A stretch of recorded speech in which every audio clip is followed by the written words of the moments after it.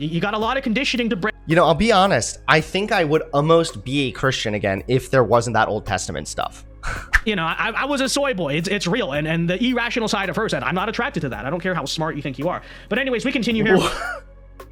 Dude, this is so one of my favorite things about being a public figure is when something personal happens with me in like my own personal life, people make up a story and then run with it. It's really crazy. I'm hearing brand new things right here.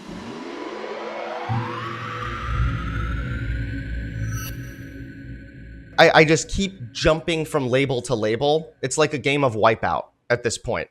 I'm jumping from like conservative to centrist to lefty to sockdem to cuck to fascist now to Christian.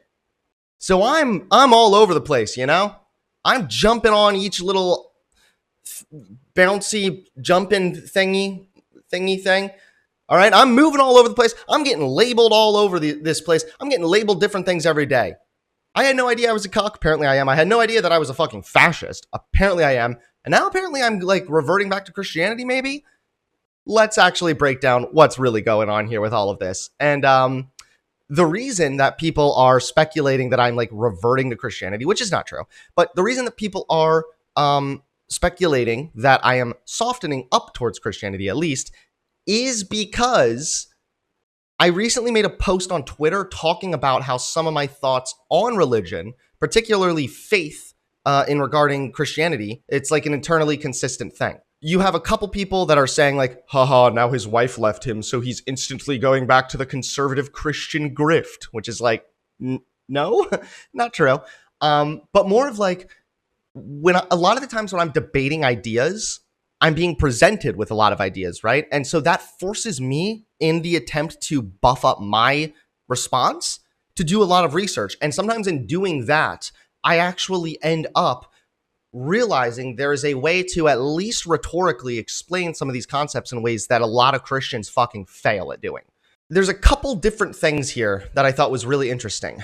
So as you guys know, I got the fedora in the background. Okay, I've kind of embraced the Tips Fedora meme. And one of my biggest critiques of Christianity for the longest time has been that it is so faith-based, because faith is not rational. Faith is a terrible metric for coming to truth. This is all true, by the way, still. And faith seemed like an unjust thing. Again, particularly because I found it to be unjust that God would have this reliance on faith. But it wasn't until more recently when I really started thinking about it, about how, from a Christian perspective, internally, God's gift of salvation is supposed to be accessible to everybody. Every single person should have the ability to access God's gift. That's the Christian message, right? But yet, not every human being is rational, but every single human being can have faith. And that's what really clicked for me, is when I realized, hold up, faith is a bad way to come to truth. We shouldn't use faith in any fucking context, really, other than the religious context, perhaps. That is maybe the only context by which faith can be justified, and that's because without faith, then God's gift of salvation truly would not be accessible to everybody. Because then what if you have like a dumbass, like most of the people on Twitter?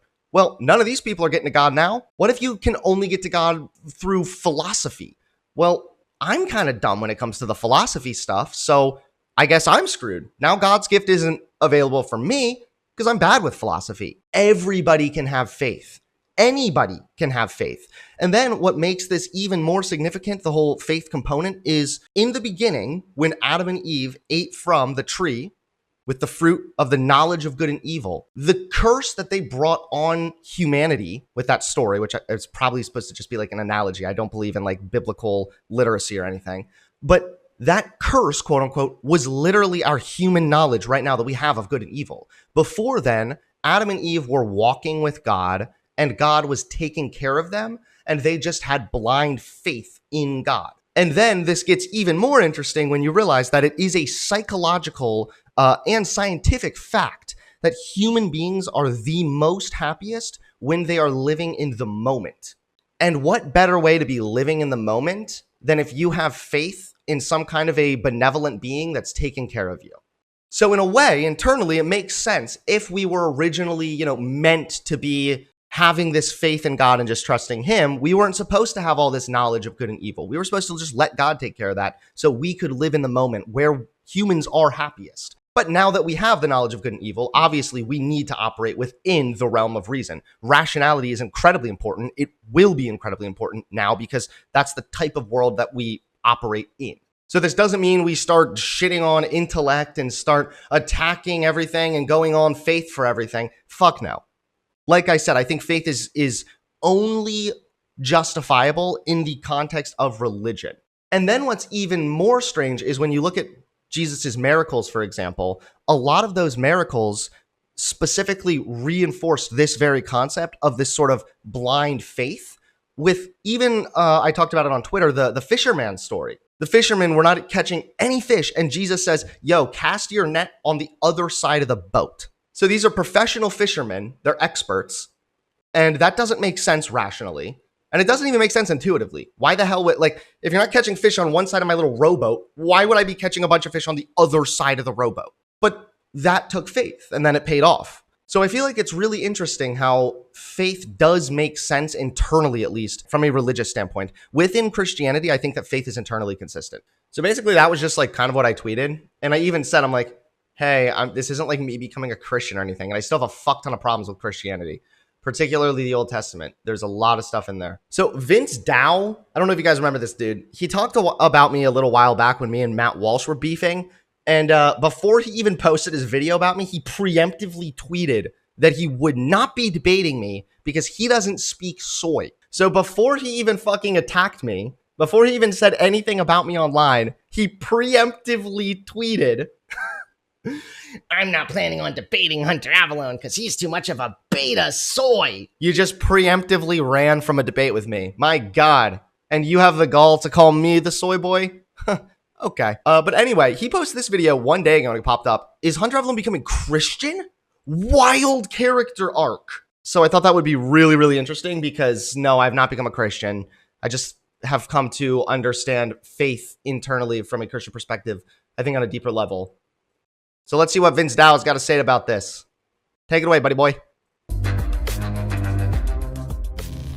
Is Hunter Avalon now apparently curious about Christianity? So check this out. You may know I've been curious about Christianity. That's why I've been debating it, but okay. Hunter Avalon. We all make fun of him on a regular basis. We call him, soy boy, blah, blah, blah, nerd, all this stuff. He's a very generic, liberal, debate me YouTuber.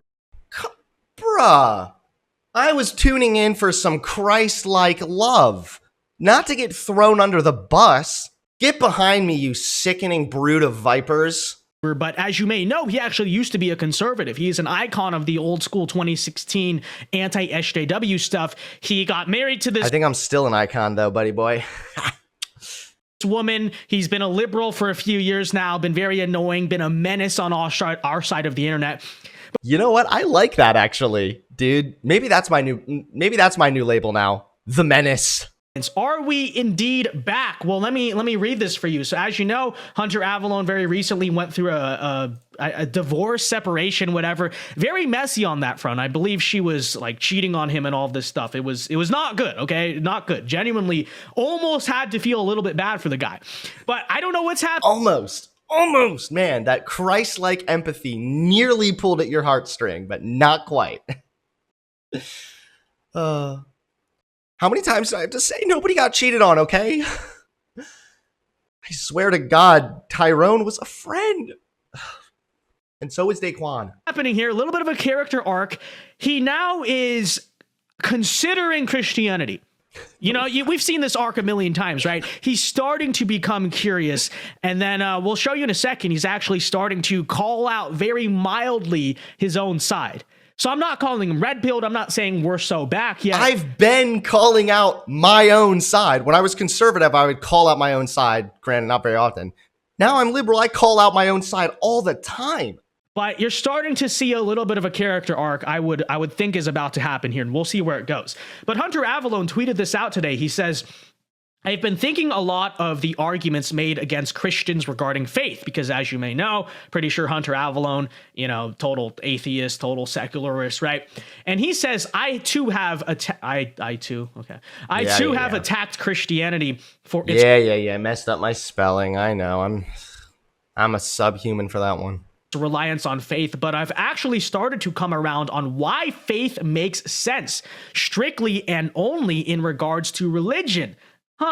Long post coming up. So he says, in the beginning, God commanded Adam and Eve to not eat from the tree of the knowledge of good and evil. I never thought about that until recently, but he says, the knowledge of good and evil is our quest for knowledge, our literal knowledge of good and bad. Before then, Adam and Eve walked with God. They worked on faith and God guided them, and they essentially followed blindly. I don't know if I'd really say it like that, because they actually have the ability to walk with God. And so is that faith, or is that actually seeing it? Whatever. It doesn't matter. Okay. That's besides the point. They operated on faith. It's a psychological fact that most humans are happiest when living in the moment. See, like I said, I don't think he's fully there yet, because I think having faith is basically the opposite of living in the moment, right? You're living for the future. You're living for the existential, for the eternal. But okay, like I said, he's starting to ask questions. That's the point. Yeah, but if you're having faith in your day-to-day life because you think God is going to take care of shit or whatever, then you're obviously going to be able to more easily live in the moment as well. It's really funny, though. He keeps saying he's asking questions. He's curious. I'm like, I've been asking questions about Christianity. You just haven't liked it because I've been giving a lot of pushback, which I still have a lot of criticisms of Christianity. Okay, like I said, he's starting to ask questions. That's the point here. But he goes on to say, had we followed God instead of having our own knowledge of good and evil, we'd be naturally operating on faith. In other words, we'd be living in the moment because the worries about tomorrow are out of our hands. The way we were originally created to live was in the moment and be happy. I guess I understand what he's saying in that regard, but we'll continue here.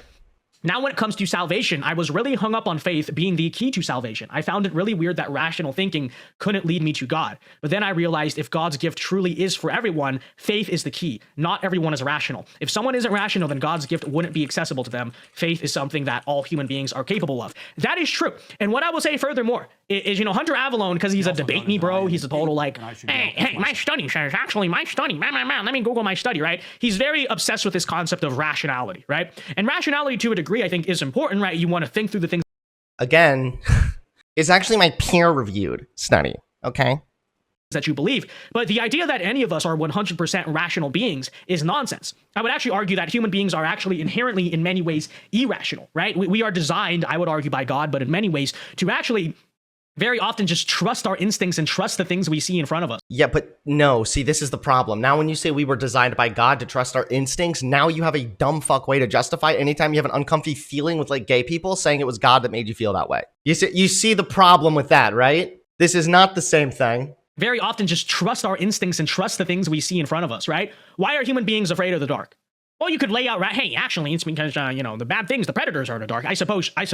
No, there's literally a psychological reason why, because you can't see, so you don't know, and therefore humans are scared of the unknown, and then your brain tends to conceptualize the worst of the worst when it has nothing but the unknown to operate on, therefore it causes fear. How is he unironically arguing now that because faith can be a good component in religion, that human beings should just rely on their intuition? Sure, right? But we're born being scared of the dark. It's not something we need to understand nature, and we need to understand predators and biology to understand that. No, we're just born naturally that way, right? No, actually, not really. There are some people that are definitely far less scared of the dark if they're raised in an environment where it's consistently more dark and they're not really socialized to have a fear of the dark. There are some people who are really scared of bugs. Me, I don't like bugs. I think I've bordered on probably having phobias before with like, especially centipedes. Oh my fucking God, I hate those. But you know what? I wasn't always afraid of centipedes. Growing up, though, my mom was terrified of them. And so that conditioned me to also view these little harmless insects with a great deal of fear. It's lazy to be like, well, I just popped out of the womb, just naturally afraid of bugs. I guess that's how God made me. No. Not to mention, if you really want to take the approach of like God made us and we're so intricate and whatever, then wouldn't you be curious about the in-depth psychology behind some of these otherwise like seemingly intuitive things humans do? And this has been one of my biggest criticisms of Hunter Avallone for a long time, because he goes and tries to find these pseudoscientific studies that say, actually, gender is a spectrum and all this stuff. Pseudoscience studies. Holy shit. Okay. when obviously that's being manufactured to try to appeal to his sense of rationality, even though it is irrational. But furthermore, wait, so you think that's being manufactured to appeal to a sense of rationality, but maybe like a fear of the dark, you don't think could ever be socialized or like quote unquote manufactured? You think that was just like a natural thing? You realize that just if studies come out and contradict your intuitive feelings doesn't mean that study's wrong, right? You know, there's a lot of things that I have an intuitive feeling about that I recognize is just fucking wrong. And I recognize that there is actual evidence that defies it. Do you know that when I was deciding to like stop being transphobic and everything, I would still get a little bit of that like intuitive sort of like a little bit uncomfortable feeling sometimes just because like I'm not as familiar with trans people and whatever. You know that like putting facts over feelings doesn't mean you just cease feeling or having intuitive feelings or thoughts. Like even if something like makes you feel a little uncomfortable at first or whatever, like for me, sometimes stuff might make me feel a little bit uncomfortable, but then I catch myself and I say, hold on, why? Why am I uncomfortable about this? Is there a good justification? If not, then I ignore the fact that I feel uncomfortable by it. And you know what? Eventually I just stop feeling uncomfortable by it because there's no basis for it. That's what putting facts over feelings really looks like. It doesn't mean you stop feeling. It means that even in the face of contrary feelings, you put those facts first and you let that dictate how you are going to live your life in that regard, or, you know, your opinion on certain issues, whatever. How do you need to know there's two genders? You don't need a study to do it. You just need to look at the world around you, right? And so that's kind of the point on rational. What if you were born into the world around you at a time when there were like 3 genders recognized, or the type of gender expression or like what was considered masculine and feminine was different at a time? This is, he's blowing up his own point here. His whole like, we just need our intuition, you know? That's how God really made us. And then he goes on to spiel off some of the most fucking dumb shit I've ever heard in my life. You don't need to study, bro. Just look around. He's unironically one of those Christians who's like, you don't know that God is real? Just look at the trees, dude. Have you ever gone outside and looked up and seen those leafy green trees? Well, that's God right there, pal. God did it. Look around, bro. Holy shit. It's like the most forehead take right here. Just look around you. It is obvious, herder. Rationality. But now he started to kind of ask questions and realize, hey, well, this rationality I have worshipped for the past few years, it didn't stop my wife from leaving me. Hey, I know that's brutal, but it's true, right? It didn't stop my wife from leaving me. It's not stopped me from just being like a miserable person, which he visibly is. What? Yeah, guys, you know what? Fuck it. My rational debate, bro. I just couldn't debate my wife into staying with me, okay? We sat down and I said, listen, this is going to be the debate of my life, okay? I'm debating my wife on why you should stay with me and not cuck me for a giant piss orgy with 5 black guys, okay? Here's why. I laid out my points. I think I brought some solid arguments. And she was also engaged in several fallacies, I'll have you know. But still, somehow I lost that debate. Carissa and Daquan seem to be doing great now, but whatevs. I tried. Not even my rationale could save my fucking marriage. Is, and now he's starting to realize actually faith or something in that regard. He's starting to ask the questions, right? Is sort of fundamental also to the human existence here, okay? And so I feel like— No, I'm not saying that rationality shouldn't be used or needed or disregarded or anything. I say the opposite in my post. I don't speak for him, but I feel like that's the kind of the internal monologue he's starting to have, right? And genuinely, I will connect the two. There is something to be said, right? I think he's thinking to himself, this whole personal situation I just went through in my life, my wife cheating on me, leaving me, all that stuff, being rational and facts and logic the whole time actually didn't save me from that, right? Because, you know, I was a soy boy. It's real. And the irrational side of her said, I'm not attracted to that. I don't care how smart you think you are. But anyways, we continue here. Dude, this is so one of my favorite things about being a public figure is when something personal happens with me in like my own personal life, people make up a story and then run with it. It's really crazy. I'm hearing brand new things right here. I had no idea that Vince Deo apparently had been hiding in my closet for the last year and a half, spying and eavesdropping on every conversation me and my wife was having, to the point that he actually has a better grasp on the situation and is able to concretely and confidently say, my wife left me because I wasn't rational enough. Or, I'm sorry, my rationale couldn't save my marriage. Yeah, I think this guy is just kind of jealous because he really wants to date me. I think that might be what's going on here. No, but seriously, people just make up these stories like, he realized it couldn't save his marriage. My wife didn't leave me. I have DMs proving that. I've already shown those screenshots. So the fact that you're grasping to this, these rumors and then further trying to weaponize the rumors to support your view of me, it's desperate. It's desperate as fuck. That's the whole point. Finding God isn't supposed to make sense rationally speaking. It's supposed to be a leap of faith because faith is the only way that God's gift can truly be accessible by everyone. I suppose.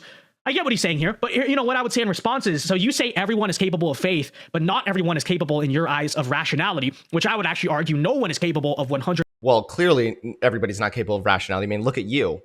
It's like listening to a fucking pigeon after downing 3 shots of vodka trying to explain to me how to build a computer.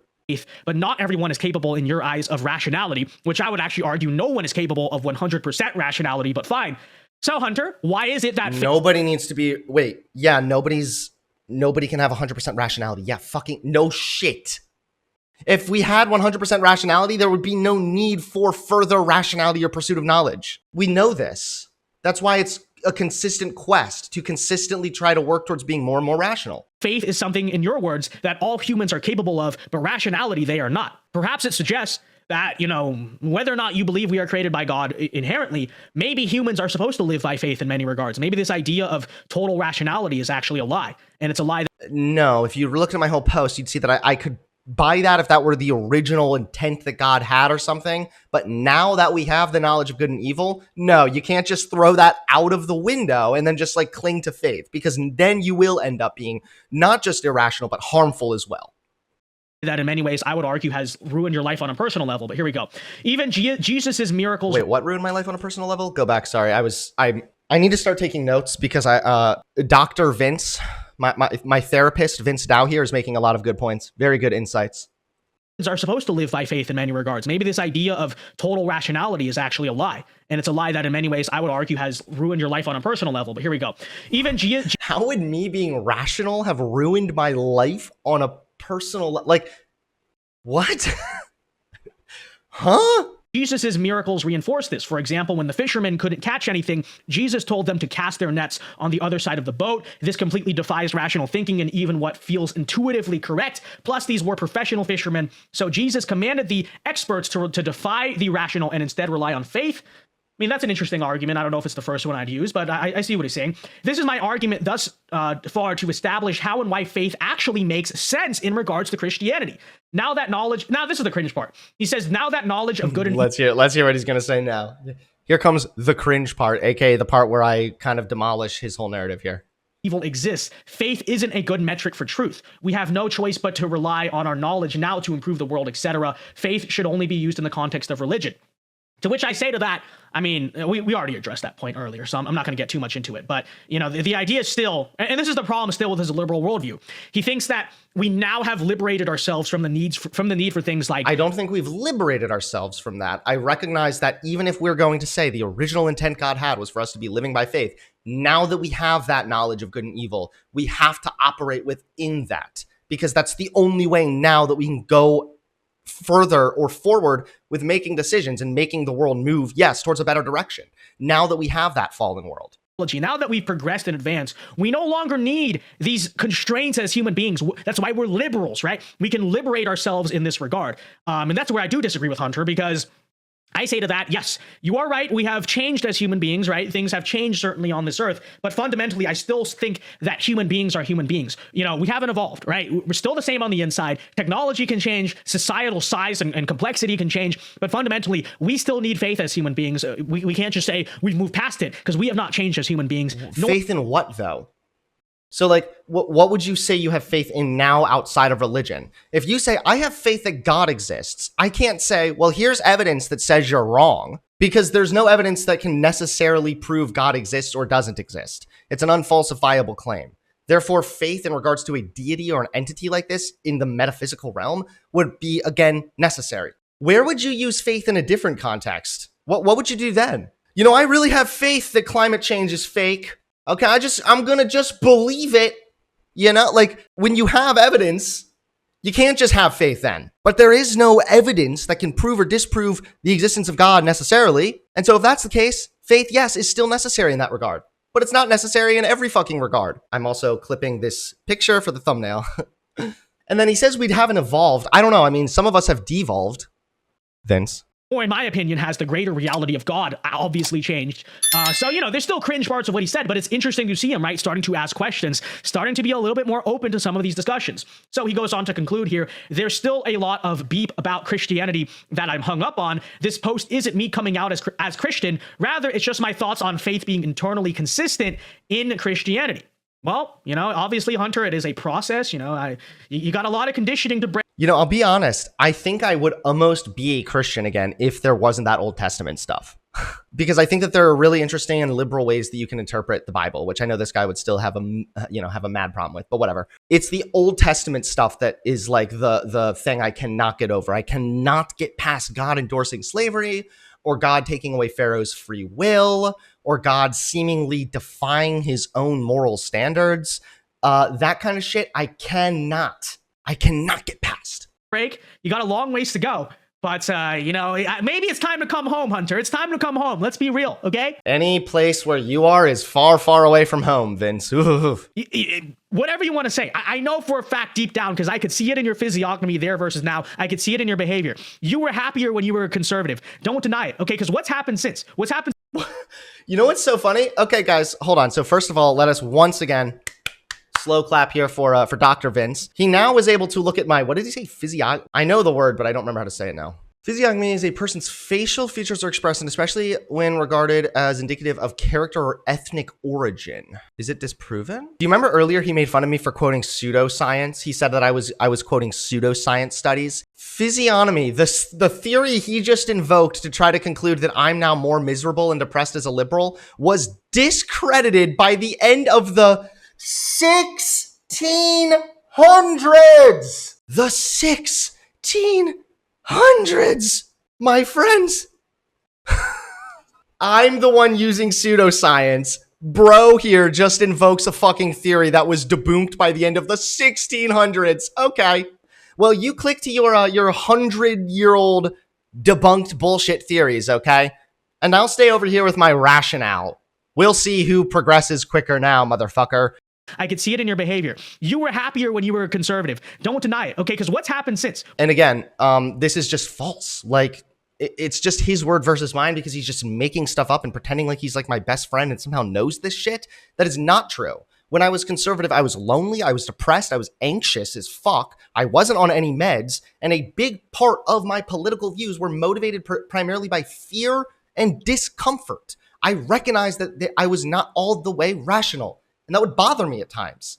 So no, this notion that like, you were just happier back then. No, I'm not. I'm older now. Maybe I'm a little more tired sometimes now. That's fair. I stream longer now. You see me for longer periods of time as opposed to just a 12-minute scripted video that I also would edit. So I feel like maybe you're seeing more of me now. Maybe that's what it is. But no, I genuinely was not a happier person as a conservative by any stretch of the measure. In fact, that time in my life was some of the saddest, loneliest, and depressing times in my life. Not to mention, I was also dealing with crushing OCD at the time as well.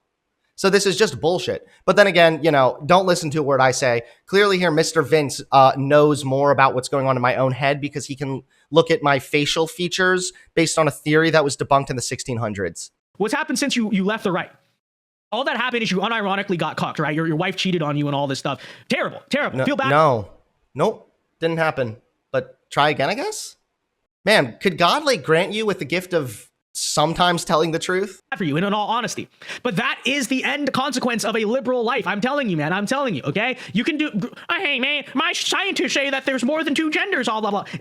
You can do all that. You can do that. Exactly. Hey, honey, did you know that there's a scientific study that actually said that there might be more than two genders? That's great, honey. I'm going to go fuck Tyrone now, and he's peeing in my asshole as you speak. Exactly how it happened. Real reenactment of the chain of events. Song and dance. By the end of the day, what he is starting to realize, and many people are realizing, is that, hey, all this obsession with worshiping the experts, worshiping liberalism, it's only a dead end. Even if I think I won these debates, hey, debate me, bro. Deep down inside, the liberal mind is miserable, as it should be. It's in denial of truth. It's in denial of the natural state of human existence, and we understand this to be the case, right? And so I would say, if I were to describe, that's basically what's going on here with Hunter Avalon. It's a very interesting character development, to say the least. We'll see what happens. But to show you more of some recent developments, so he... What the fuck? He seems really obsessed with me, actually. The fact that he was saying, too, that, the liberal mind is a miserable mind. I do think it's true that liberal people probably tend to be a little bit more unhappy, and that's because liberal people are way more aware of what's going on and inequalities and whatnot, whereas conservatives kind of got that blissful ignorance down. To show you more of some recent developments, so he also has come out recently and criticized some aspects of the Pride movement. Now, he went out earlier today and said, or yesterday, today, somewhere, he said that, I can't believe responsibility politics is don't whip your blank out in front of family. So he went out there and said, this is the original tweet, actually. He said, why do people who include nudity and overt displays of kink at pride parades? The pride parade, right, should be a family-friendly event so even gay kids can feel accepted. Okay, cringe ending, obviously. But he says, accepting gay people can be easily done without flashing your blank out in front of kids. And then one of his fans replies to him and says, why are you capitulating to fascists? Okay, so all he's going out there and saying is the very basic, not even revolutionary take, hey, maybe these people shouldn't put their genitals out in pride marches. And this person says, yeah, it's on a faster speed. To fascists over their ridiculous fear-mongering will not stem the flood of violence they're directing our way. Stop with the respectability politics. And Hunter Avalon's like, standing against clearly inappropriate behavior isn't capitulating to fascists. Your sick defense of this BS only emboldens their fascistic narrative. So, obviously, right? Oh, wow, Vince, Hunter Avalon just went out there and criticized kink at a pride march. Wow, so revolutionary, right? He's so based and red-pilled for saying that, naked people shouldn't be out in front of children. I get it. Okay, I'm not saying that Hunter Avalon is red-pilled. All I'm saying is that it's very interesting. The past 24 hours, he went out and said something that, even as basic as it is, as uninspiring as it is, of course it's true. I'm not going to give him a pat on the back for it. But the fact that he knowingly went out there and counter-signaled his own liberal fans, knowing that people would get mad at him for it, that does tell you something. I don't know what it tells you. Something. What about when I did the same thing with my conservative fans? It's funny. It shows his transparency here also, because part of me is somewhat flattered whenever I hear somebody give me props who generally doesn't like me, because I know they're way more likely to be being honest and sincere. But on the flip side, I'm like, bruh, what happened when I did the exact same thing with my conservative audience? When I started fighting against them, you called me a grifter, sellout, degenerate, soy boy. I got cocked, wife left me, miserable liberal, etc. But the minute I'm fighting with some of my own fans, now I'm like, whoa, turns out that Hunter is actually kind of consistent. Turns out Hunter doesn't actually base his entire political stances on just, I am against the other side, and seems to have some sort of consistent principles. Oh my God. I'm only a grifter when I contradict what he believes. If I go against liberal ideals, then I'm having a cool character arc. Something. And then here he is asking questions, right, about Christianity. It's asking questions, Pepe. Very interesting to see. Okay, so comment your thoughts. Are we going to see a gradual Hunter Avalon arc back? Okay. And like I said, I do certainly myself tie it to events in his personal life. I think that's what's sort of happening here, right? He's realizing that liberalism is a black hole. Maybe he doesn't realize it intuitively yet, but deep down, that's what his soul is saying, right? Yep. His soul is screaming out for purpose and meaning because his world's been destroyed. Yeah. His marriage has been destroyed. And I don't know. We'll have to see my marriage, my world. As you can see, things are just crashing down around me here. I've been up all night crying my eyes out, just begging God on high to give me mercy. I feel like Job. Please, God, stop putting me through your trials and tribulations. Happens, okay? Meaning because his world's been destroyed, his marriage has been destroyed. Oh yeah, and so now he knows what's in my head. He knows how my whole marriage went down, and now he even knows my fucking soul? At first I was thinking maybe he's in my walls. Now I'm thinking, is he just inside of me? Am I having a schizophrenic break from reality, and this is actually my doppelganger twin who my mind has conceptualized or something? How does this guy have so much knowledge of my own personal life, my mind, and even now my soul? Whew. Man, God must have granted you with such immense wisdom. Thank you, Solomon, for your insights. And I don't know. We'll have to see what happens, okay? We're praying for you, Hunter. It's time to come home. It's time to come home where you've always belonged and stop being, okay? Stop being miserable. Come back, okay? Let's recreate 2016. That would be such a victory. Having Hunter Avalon back on the internet, it truly would. So we'll see where this all leads. Oh, so you only hate me until I'm useful for you. Yeesh. Let's see what the comments say. He still has massive criticism, but says faith is internally consistent with Christianity. Understanding theology does not equate to believing it. His wife leaving him to be gangbanged by big black guys and pissed on probably made him rethink liberalism. Dude, it's exactly what happened. As soon as I walked in and I thought that I saw a friend of mine peeing in a urinal, but then I saw it was actually my wife sitting there, not a urinal, I instantly got down on my knees and began repenting and denounced all liberalism. He sounds like someone faking being born again. No, I absolutely see through his grift. Nothing this guy does is genuine. Hunter is just a soulless, psychopathic monster. Hunter Avalon is a grifter cuck who betrayed his conservative friends and became a Vosh simp.